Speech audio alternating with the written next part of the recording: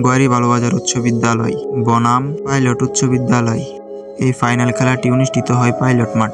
ম্যাচটি গোল শূন্যতায় টাইব্রেকারে গড়ায়। এই গোলটি হয়ে গেলে গোয়ারি উচ্চ বিদ্যালয় উইন।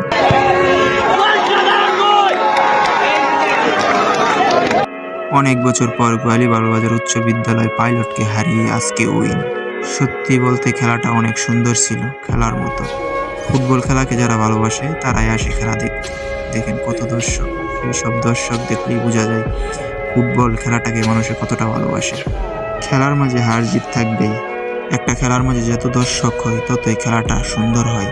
প্লেয়ারদের একটা শক্তি হলো দর্শক সাপোর্ট।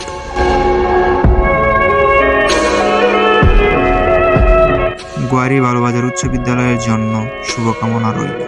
তারা ফাইনালটি জিতে গোয়ারি বালুবাজার উচ্চ বিদ্যালয়কে আরও এগিয়ে নিয়ে যাক, এই দোয়াটাই করি।